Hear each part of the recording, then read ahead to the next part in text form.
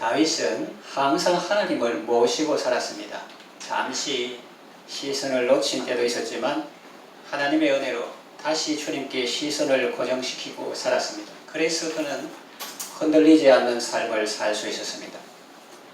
다윗이 항상 하나님을 모시고 살았다는 것은 그의 말일 뿐만 아니라 그의 아들 솔로몬의 말이기도 합니다.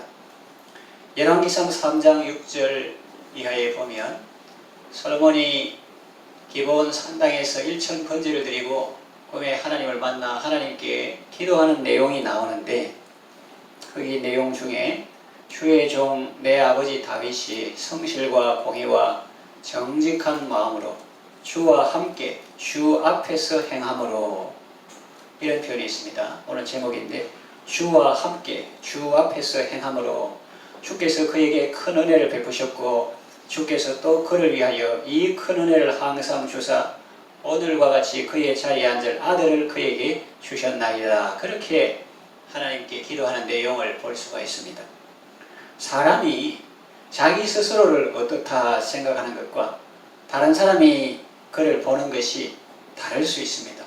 예를 들어서 아버지 자신은 나는 하나님과 동행하는 삶을 산다 그러는데 자식이 볼 때는 아닌 것처럼 보일 수도 있습니다.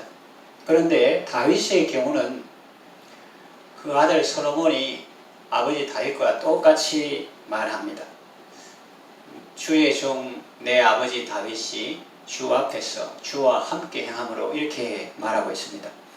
그것도 사람들에게 말하는 것도 아니고 하나님께 기도하는 내용 중에 말하니, 다윗은 실제로도 오늘 시에 나오는 말과 같이 항상 하나님을 모시고 살았던 것을 알 수 있고, 그 옆에서 본 아들 눈에도 그렇게 보였다 하는 것을 알 수가 있습니다.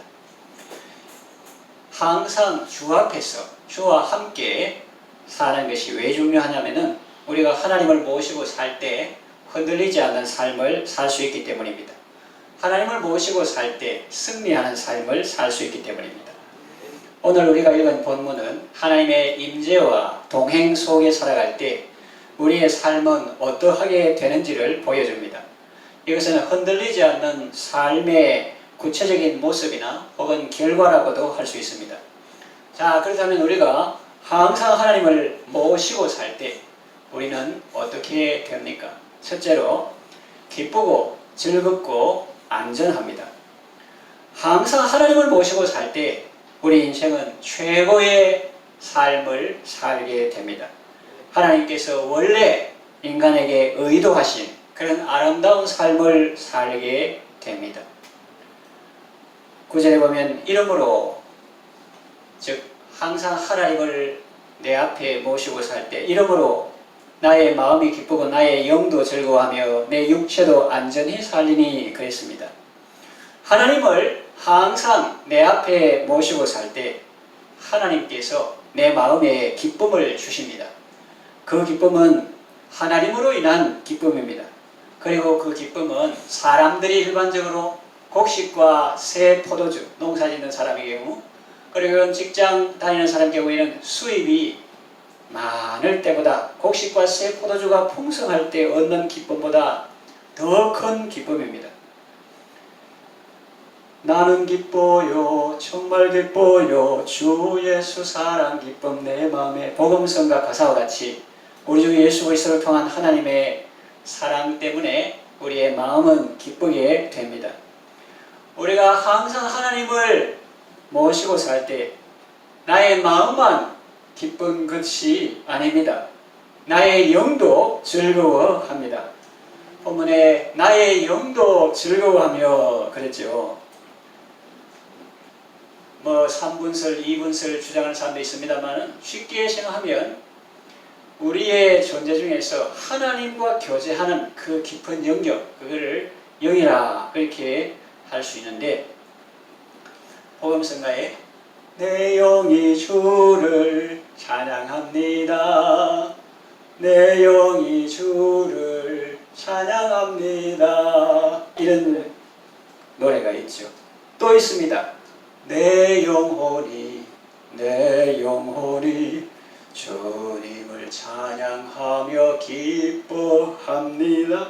그래서 우리의 존재에 육체, 껍데기 고기 덩어리도 있고 또 마음도 있고 영도 있는데 하나님과 교제하는 그런 부분, 그 부분이 우리가 하나님을 항상 앞에 모시고 살 때 막 기뻐하며 즐거워하는 것입니다. 그 반대의 경우는 어떤 것입니까? 영이 탄식하고 근심하는 것입니다.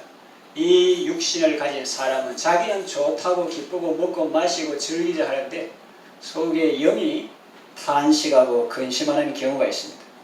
우리가 하나님을 떠나서 헛된 것들을 따라갈 때 우리 영은 속에서 근심하고 탄식하는 것입니다. 그러나 오늘 본문과 같이 우리가 하나님을 항상 내 앞에 모시고 또 하나님을 우편에 모시고 길을 갈 때에도 하나님과 동행하며 살 때 우리의 영은 즐거워합니다. 그리고 항상 하나님을 모시고 사는 것의 유익은 마음이 기쁘고 영이 즐거운 것에 그치지 않습니다. 이어지는 말씀은 내 육체도 안전히 살리니 그랬습니다. 그렇습니다. 영혼 따로 육체 따로가 아니죠. 영이 즐거워하고 마음이 기뻐하는데 그 육체가 건강하고 안전하게 되는 것은 인지상정 아닐까요? 늘 감사하고 늘 기뻐하고 늘 기도하며 살아가면 병에 대한 면역력이 강해지고 바이러스의 공격에도 쉽게 무너지지 않습니다. 잠언에 마음의 즐거움은 양약이라고 했습니다.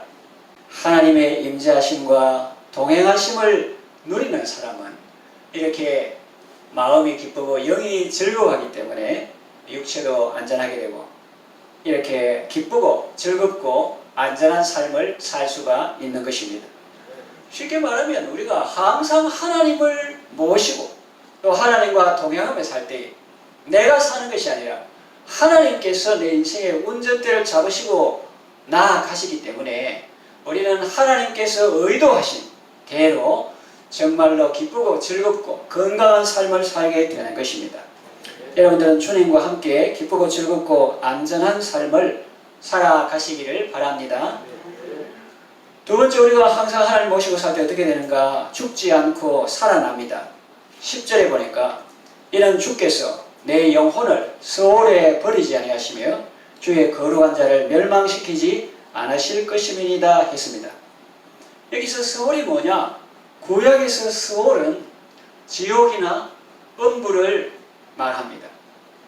크게 보면 같다고 볼 수 있는데 그러나 음부는 지옥의 대기소, 낙원은 천국의 대기소 그렇게 구분하기도 합니다만은 그래서 이 스올은 지옥이나 음부를 말하는데 그러나 용어 사용상 언제나 그런 것은 아니고 때로는 지옥이나 천국과 상관없이 단순히 사후 세계를 말하기도 합니다.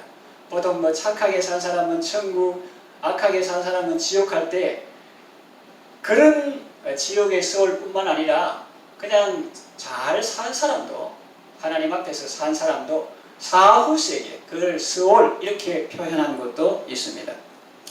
하나님께서 내 영혼을 스올에 버리지 않으십니다. 하나님께서 나를 죽음의 위기에서 건져주시고 또 지옥 형벌 받는 데서도 건져주신다는 말씀입니다. 여러분, 하나님이 누구십니까? 하나님은 사랑이시라 그랬어요. 또 하나님은 생명 아닙니까? 사도 바울이 설교한 대로 하나님은 만민에게, 세상 모든 사람들에게 생명 주시고 호흡 주시고 또 만물을 친히 주시는 분 아닙니까? 또 예수님이 누구십니까? 우리에게 생명 주시는 분 아닙니까? 우리에게 영원한 생명을 주시기 위해서 자기 목숨까지 버리신 분 아닙니까? 또 성령님이 누구십니까? 우리로 하여금 매일 기쁘게 순례의 길 행하게 하시는 분 아닙니까? 좁은 길을 걸으며 항상 기뻐할 수 있도록 동행해 주시는 분 아닙니까? 또 로마서에 보면은 성령님은 Life and Life Giving Spirit, 생명이요 생명 주는 영으로 묘사하고 있지 않습니까? 그래서 이 하나님을 항상 앞에 모시고 사는 사람, 삼위 하나님, 성부, 성자, 성령께서 다 생명이요 생명 주시는 분인데 이 하나님 모시고 사는 사람 하나님 손잡고 길을 행하는 사람, 하나님과 동행하는 사람은 생명의 삶을 살 수밖에 없는 것입니다. 우리 말로 하나님, 예수님, 성령님, 삼위 하나님께서 생명의 원천이고 샘솟듯 하는 생명과 에너지를 공급하시는 분인데, 그분 옆에만 가도 생기를 주시고 에너지를 팍팍 주시고 살 힘을 주시고 용기를 주시기 때문에 항상 하나님을 앞에 모시고 또 그의 말씀을 가까이 하며 또 성령님의 인도하심을 따라 사는 사람은 스올에 버림받지 아니할 것이고 또 멸망시키지 않으실 것이다 하는 것을 우리가 알 수가 있죠. 생명의 삶을 살 수밖에 없습니다. 먼저 육신의 삶을 건강하게 해주십니다. 이것은 앞서 1대지에서 말씀드린 바와 같습니다. 하나님은 우리를 육체의 질병에서 건져주실 뿐만 아니라 정신적 질병에서도 건져주십니다. 이 시대에 절실한 말씀입니다. 그냥 1초도 안 되게 말하고 지나가지만은 묵상해 보십시오, 여러분. 이 생명의 하나님이 우리를 정신적 질병에서 건져주십니다. 왜 현대인의 질병이 많습니까? 마음에 하나님 두기를 싫어하고 자기 마음대로 산다고 하지만 자기 마음이 어디 있습니까? 하나님에서 벗어나는 순간 사탄 마귀가 그를 장악하고 지배하는데, 그러니까 하나님께 순종하며 살아야 될 인생이 자기가 하나님 자리에 서서 요거는 좋다, 요거는 나쁘다, 선악을 판단하고 그렇게 하니까 정신분열, 정신질환, 다중인격 이런 거 안 걸릴 수가 없는 거죠. 근데 우리가 삼위 하나님을 모실 때 하나님께서 우리에게 생명을 주시는 것입니다. 그러니까 예배라는 것이 그냥 단순히 고상한 취미 그런 게 아닙니다. 예배는 생명이요, 그리스도인의 능력인 것입니다.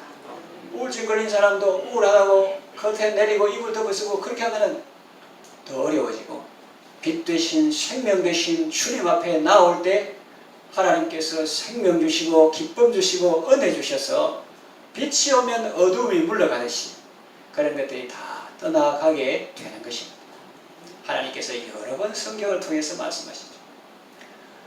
너희는 내게 나와 들으라, 그리하면 너희 영혼이 살리라. 그렇게 하나님께서 말씀하시는데 저도 안 나오려고 자꾸 다른 데 가려고 귀 막고 안 들으려고 그렇게 하는 인생인데 그 결과 잘 살면 얼마나 좋겠습니까? 잘 살 수가 없죠. 피폐하고 정신이 황폐해지고 또 몸도 각종 질병과 고통 가운데 그렇게 하나님 의도하신 것과는 반대로 그렇게 고생하게 되는데, 우리가 하나님을 모시고 살 때 하나님의 의도하신 대로 우리의 마음은 기쁘고 영도 즐거워하며 육체도 안전히 살게 되고 주께서 우리를 스올에 버려두지 않으시고 멸망에서 지켜주실 것임을 신이 노래하고 있는 것입니다. 하나님을 모시고 살 때 무엇보다 정신적 질병에서도 건져주시지만 영혼의 질병에서 건져주십니다. 그리고 우리를 죽음의 권세에서도 건져주십니다. 다윗은 단순한 시인이 아니라 선지자이기도 했습니다. 그의 시에는 메시아에 대한 예언이 담겨 있습니다. 예수님도 다윗이 이렇게 예언했다 했고, 사도 베드로도 사도행전의 설교에서 그렇게 말하는데, 이 다윗은 단순한 시인일 뿐만 아니라 선지자이기도 합니다. 앞으로 메시아가 어떤 분이며 어떤 역할을 할 것이다 성령의 감동을 받아서 기록하는 것입니다. 그래서 사도 베드로는 오순절 성령 강림 후에 제자들이 숨어 지내던 사람들이 성령의 충만함을 받고 다른 방언으로 하나님의 큰일, 마그날리아 데이, 하나님의 큰일을 말하는 것을 듣고 사방에서 놀라서 모인 무리들에게 설교할 때에 하나님께서 다윗을 통해서 예언하신 말씀 그대로 예수 그리스도는 부활하셨다고 사람들에게 선포했습니다. 예수님은 부활의 첫 열매가 되십니다. 첫 열매라는 말은 그것이 끝이라는 말이 아니죠. 그것이 시작이라는 말입니다. 밭의 나락이나 혹은 과수원의 열매나 포도나 이런 거 첫 열매 가면 이제 그걸 시작으로 넓은 밭에 얼마든지 많이 그 열매들이 주인의 손길을 기다리고 있다 하는 그런 의미죠. 곧 다른 열매들도 주렁주렁 맺힐 것이라는 그런 의미입니다. 예수님은 부활의 첫 열매가 되십니다. 하나님은 주의 거룩한 자를 섞지 않게 하셨습니다. 물론 그 거룩한 자는 예수 그리스도지만 예수님만 말하는 게 아닙니다. 예수 그리스도를 섞지 않게 하시고 다시 살아나 하늘에 오르게 하시고 전능하신 하나님 우편에 앉게 하셨는데 예수 그리스도를 살리신 하나님은 우리도 다시 살게 하실 것입니다. 항상 하나님을 앞에 모시고 하나님과 동행하는 사람은 사망과 음부의 권세를 이기고 언제나 승리하는 삶을 살게 됩니다. 마지막에 우리가 최후 심판 면하고 주님의 대속의 공로로 영원한 생명을 얻는 것은 물론이고 이 땅에서도 날마다 절망과 공포와 두려움이 폭풍처럼 엄습해 올 때에도 우리가 항상 하나님을 모시고 주와 동행하는 삶을 살 때 그 사망과 음부의 권세가 우리를 이기지 못하고 우리를 섞게 하지 못하고 하나님의 생명으로 승리하는 삶을 살게 될 것이라는 말씀입니다. 주님과 함께 승리하는 삶을 살아가시기를 바랍니다. 세 번째, 생명의 길을 걷게 됩니다. 본문에 보니까 11절에 주께서 생명의 길을 내게 보이시리니 이런 말씀이 있죠. 이 길은 생명의 길이다. 이 길은 영광의 길이다. 라고 하시면서 그 길을 우리에게 보여주십니다. 말씀 묵상할 때 보여주세요. 기도할 때 보여주시오. Display the Lord of Life. 생명의 길을 이렇게 쫙 펼쳐 보여주십니다. 여기서 말하는 생명이라는 것은 단순히 이 목에 숨을 붙이고 있는 것만을 의미하지는 않습니다. 그것은 육신의 생명이죠. 여기서 말하는 생명에는 그 이상의 의미가 담겨 있습니다. 여러분, 무엇이 생명입니까? 성경이 말하는 생명은 무엇입니까? 그것은 그리스도와 연합된 것입니다. 라오디게아 교회를 보십시오.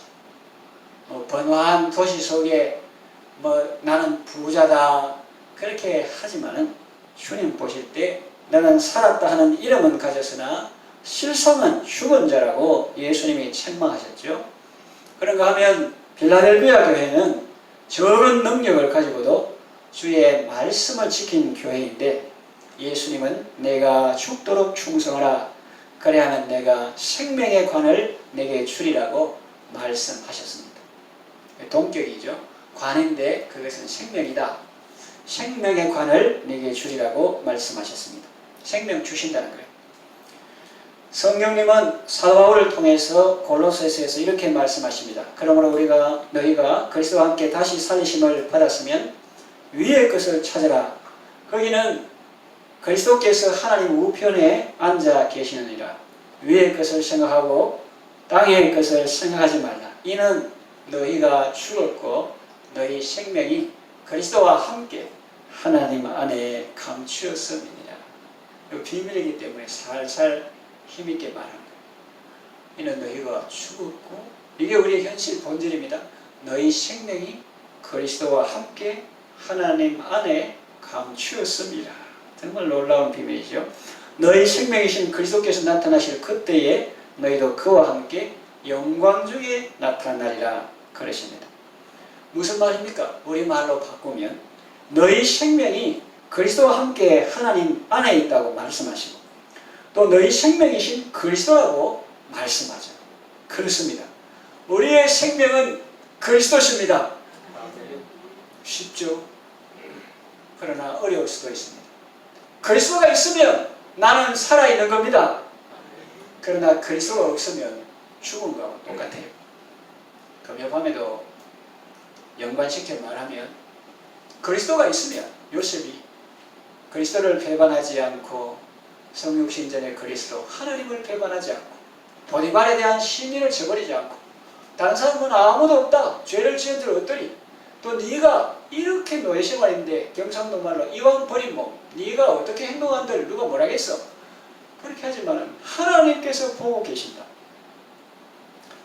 그래서 감옥에 있어도 그리스도께서 계신 거예요. 또 특별히 하나님께서 인자, 헤세드, 긍휼, 사랑 하나님께서 인자를 더하시는 거예요. 그리스도께서 계시니까 그는 사는 겁니다.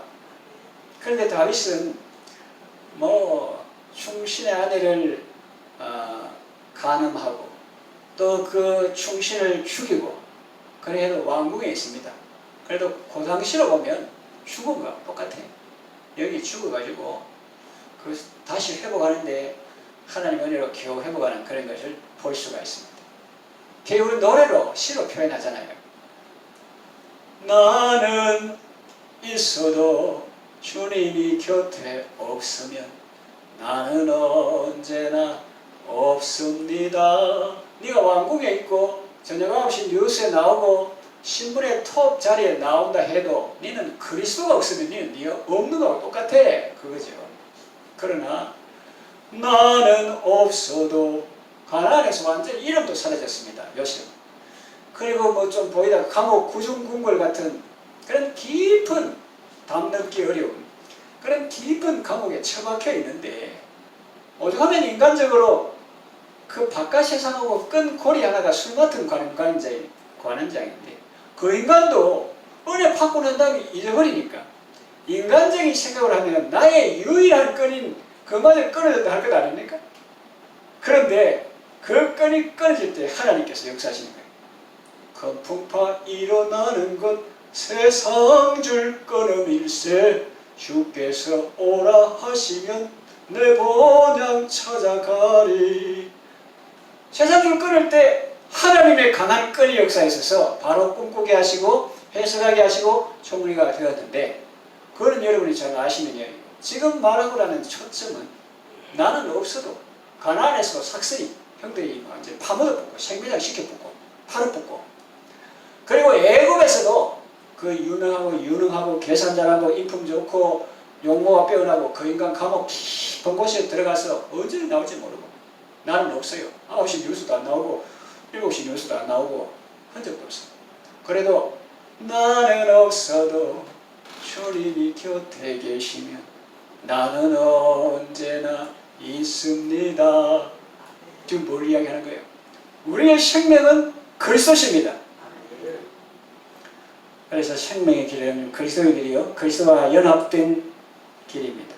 내가 사는 것이 아니고 그리스도께서 내 안에서 나를 통하여 사신다 하는 말처럼 내 홀로 길을 걸어가는 것이 아니라 그리스도께서 내 안에서 행하시며 또 내 손을 잡고 동행하시는 것입니다. 그러면 어떤 일이 생기느냐? 매일 주님 앞에서 살고 또 주님 우편에서 주님과 동행하기 때문에 기쁘고 즐거운 삶을 살게 됩니다. 왜냐하면 오늘 본문 마지막 말씀과 같이 주의 앞에는 충만한 기쁨이 있고 주의 오른쪽에는 영원한 즐거움이 있나이다 그랬거든요. 세상하고 다르죠. 충만한 기쁨, 차고 흘러넘치는 기쁨, 또 영원한 즐거움. 일시적으로는 막 좋은데 나중에 칼로 심장을 도려내는 듯한 그런 아픔을 주는 그런 즐거움, 가짜 즐거움, 헛된 즐거움 아니고 충만한 기쁨과 영원한 즐거움이 주님 앞에 있기 때문에 하나님께서 이런 생명의 길을 자꾸 말씀을 읽을 때나 기도할 때나 사랑을 실천할 때에 생명의 길을 보여주시고 그 길을 걷게 하시는 것입니다. 그러니 여러분 주님과 함께 참 생명의 길을 걸으시기 바랍니다. 말씀을 정리 요약합니다. 우리가 항상 하나님을 모시고 그 앞에서 살아가며 그 앞에서 행할 때 하나님은 우리 마음에 기쁨을 주시고 우리 영의 즐거움을 주시며 우리 육체도 안전하게 해주십니다. 그리고 우리 영혼을 소홀히 버리지 않으시고 멸망치 않게 하십니다. 우리에게 날마다 생명의 길을 보여주시고 또 그 길을 걸어가게 하십니다. 주의 앞에는 충만한 기쁨이 있고 주의 오른쪽에는 영원한 즐거움이 있습니다. 여러분 모두 주 앞에서 주와 함께 행함으로 온전한 기쁨과 영원한 즐거움을 누리시기 바랍니다. 생명의 삶을 살아가시기를 바랍니다.